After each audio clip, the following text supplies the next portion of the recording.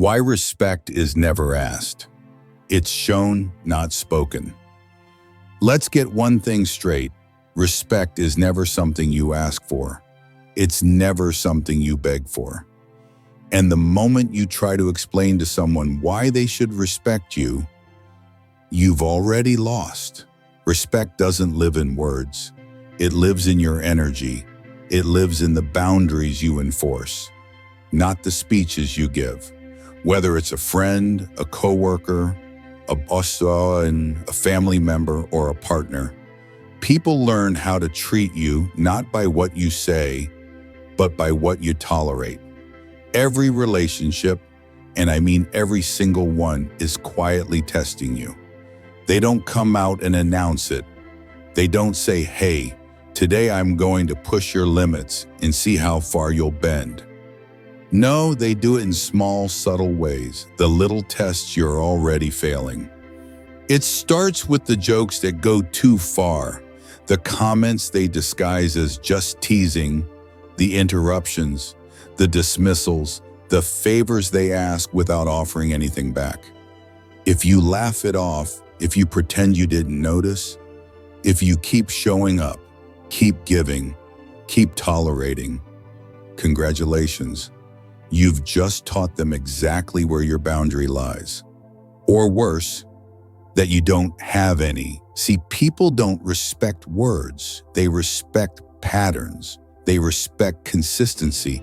They respect people who silently refuse to dance with disrespect. Because here's what you need to understand. You're not just dealing with individuals. You're dealing with human nature. And human nature pushes where it can. It takes where it's allowed. It keeps grabbing more and more until someone says without words, "No, not here, not with me." Boundaries without words. One of the biggest mistakes people make is thinking boundaries require big conversations. They don't. Boundaries aren't what you announce, they're what you practice. When someone makes that joke, you don't laugh, you let the silence sit. You let the awkwardness burn a little. Because that silence, that's your boundary speaking. When someone tried to push you into a favor you don't want to do, you don't justify yourself. You don't explain your schedule. You don't negotiate. You say, "That doesn't work for me." Full stop. No anger, no apology, just clarity. Because people don't respect explanations. They respect the energy of someone who doesn't explain. Ego versus self-worth. Let's be clear about something.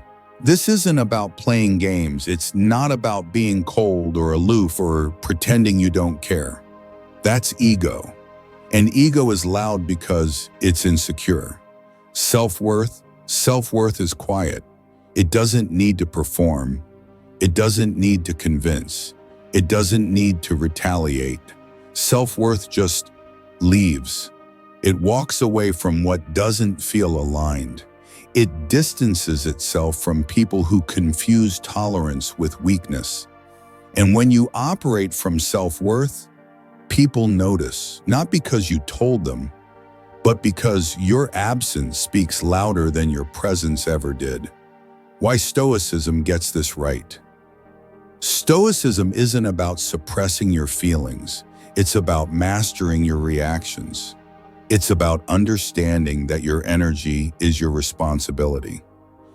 And wasting it through arguments, through over-explaining, through trying to prove your worth to people who don't want to see it, is the ultimate form of self-betrayal. One of my favorite Stoic quotes says, "Don't explain your philosophy, embody it." People learn from how you move, not how you speak. When you stop reacting to disrespect, when you stop overextending yourself for people who never reciprocate, when you stop justifying your standards, you start radiating a kind of oiliness strength that can't be ignored. That's how respect is built, brick by silent brick, through action, through pattern, through quiet consistency. Energy doesn't lie.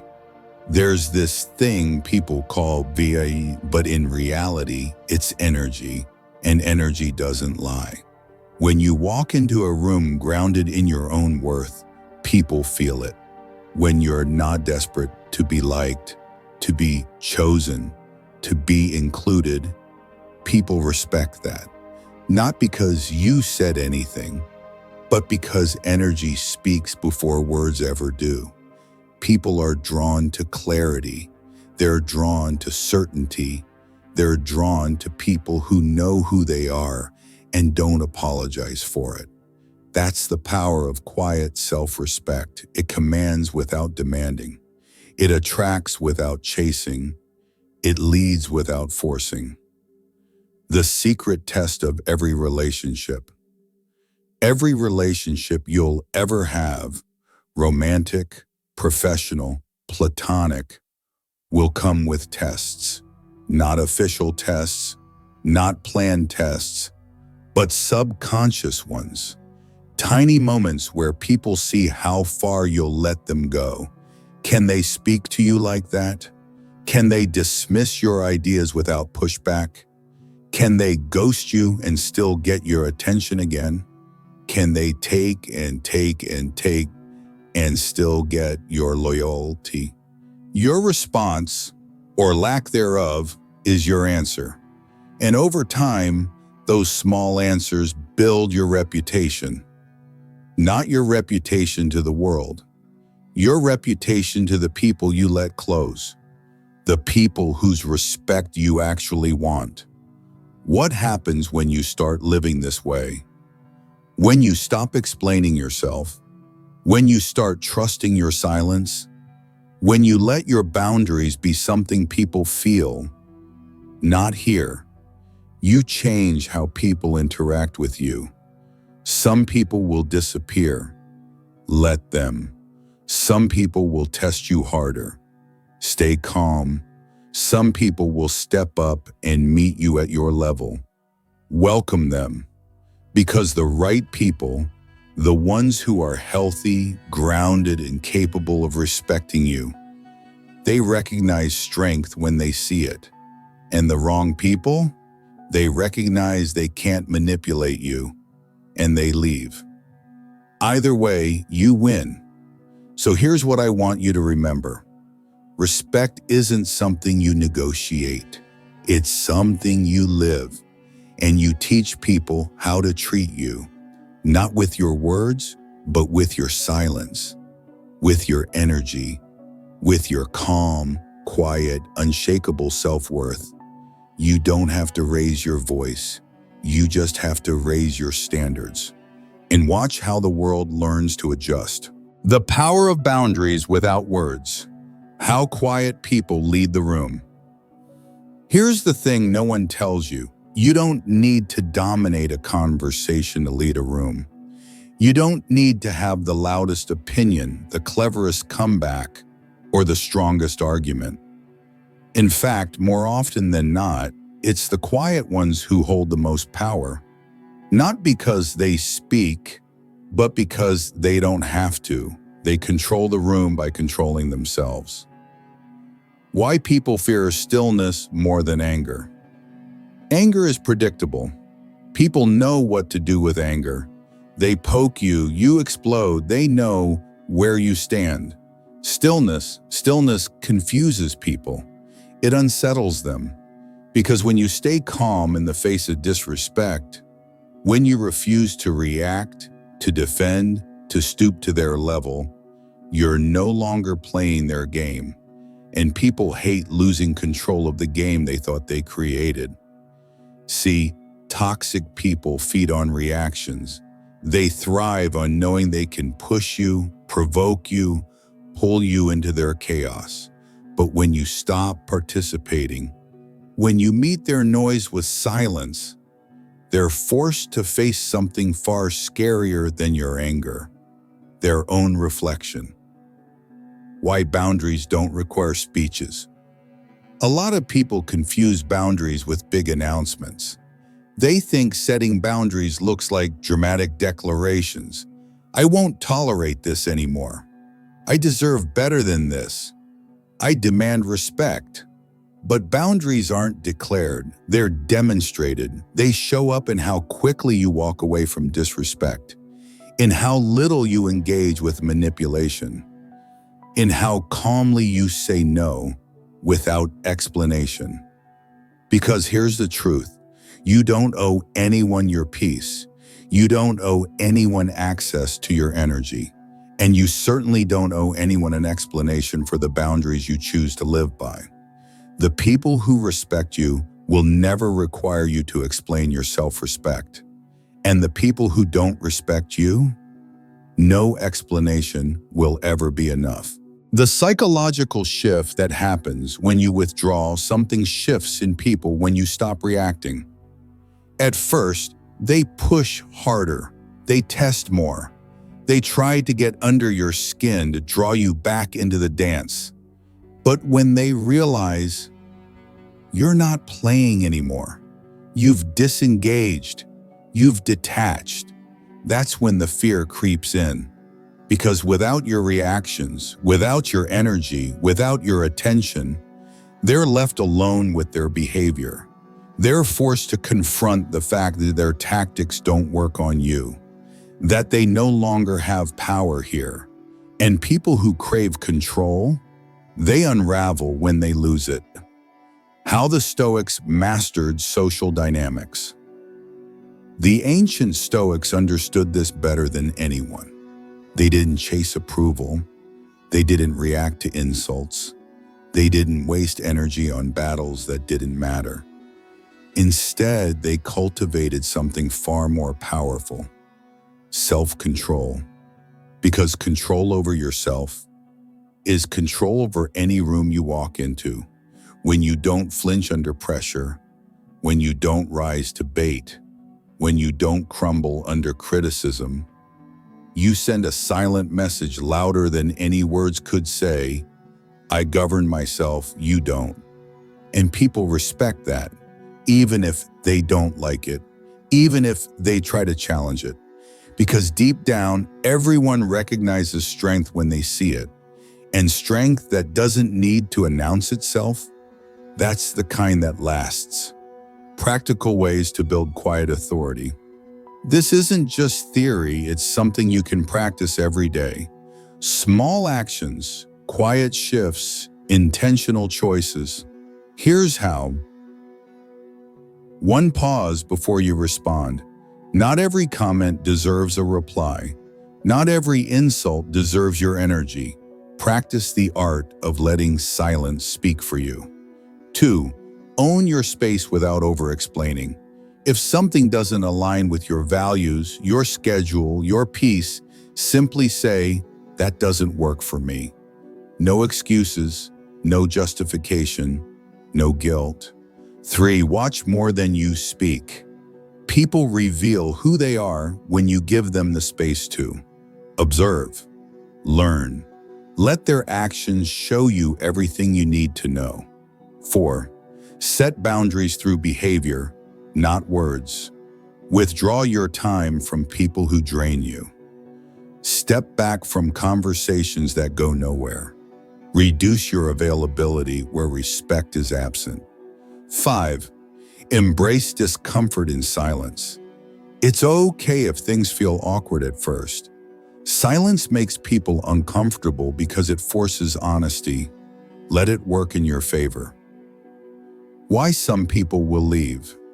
And that's a win. Not everyone will like your silence. Not everyone will respect your boundaries. Some people will push harder. Some will walk away. Good, let them. Because the ones who leave were only there to feed on the old version of you. The one who over-explained. The one who tolerated. The one who gave too much for too little in return. When you grow beyond those patterns, the people who benefited from them will naturally disappear, and in their place, you'll find relationships built on mutual respect. People who don't test your limits because they value your peace. People who don't need explanations because they understand your worth. So here's your reminder. You don't need to fight for respect. You don't need to shout to be heard. You don't need to explain your worth to people who never intended to see it. You just need to live your boundaries. Practice your silence. Own your energy, because when you master yourself, you naturally command the respect of those around you. Not through force, not through fear, but through quiet, unshakable presence. And presence, that's what truly leads any room. How to train your inner Stoic, respect that lasts a lifetime. Everything we've talked about so far leads to one thing. If you want lifelong respect, not temporary admiration, not forced politeness, but real, lasting respect, it starts with you. Not with what you say, not with what you demand, but with what you embody every single day. And that's where Stoicism becomes more than a philosophy. It becomes a practice, a way of being, a quiet, disciplined lifestyle that transforms how people experience you. Because respect isn't something you chase. It's something you attract by becoming someone who no longer needs to chase anything. Respect starts in private. People love to talk about how they deserve respect. But behind closed doors, how do they treat themselves? Do they respect their own time? Or do they waste it on people in situations they know aren't worthy? Do they respect their own energy? Or do they give it away to arguments, validation seeking, empty noise? Do they respect their own standards? Or do they compromise just to feel accepted? See, the world mirrors how you treat yourself.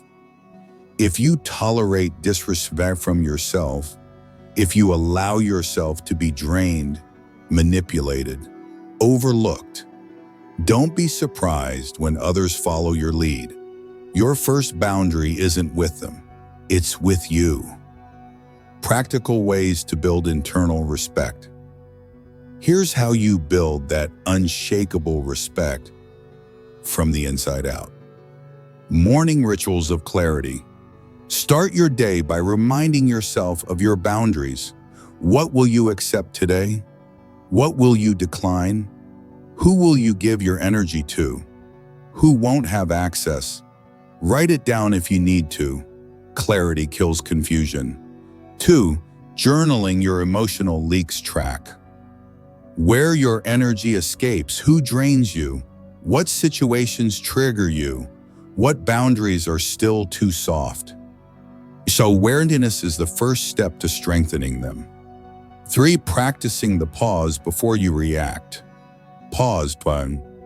Ask yourself, does this deserve my energy? Does this align with who I'm becoming?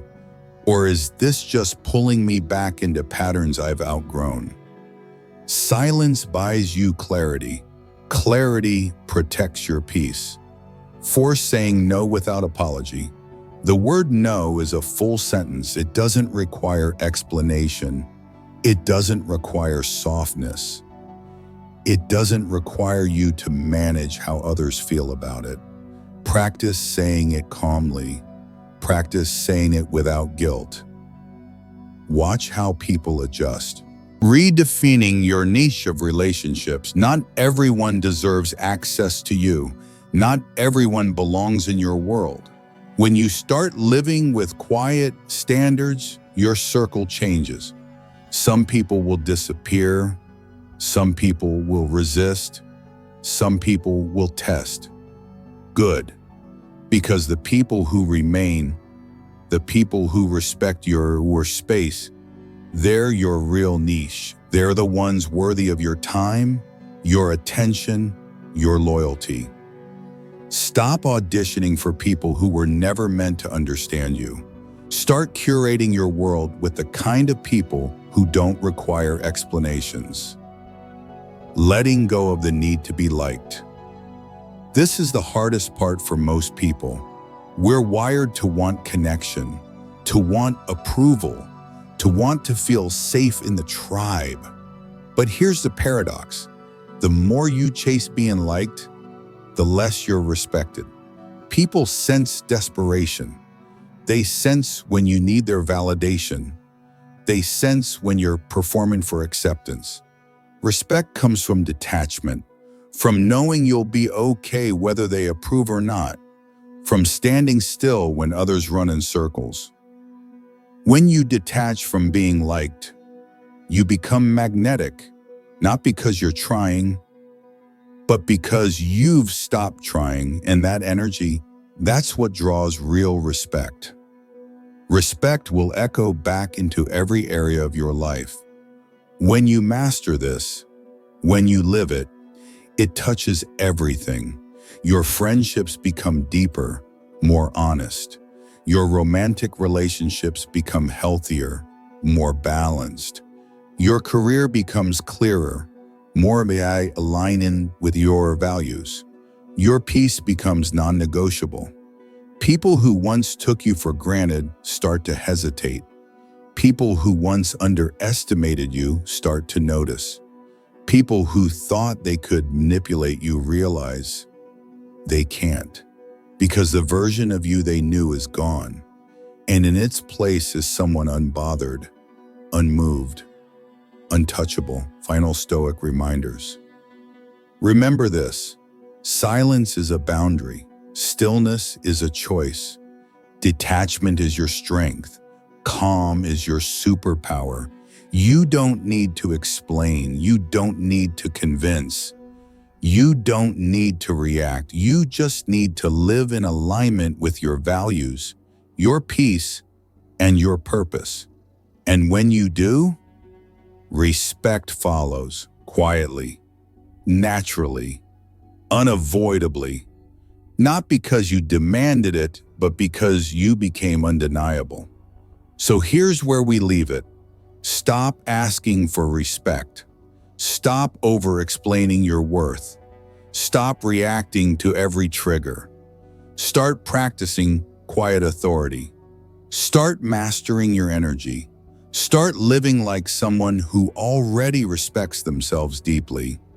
Because when you respect yourself, the world adjusts, people notice, and respect, the kind that lasts, will meet you where you already stand.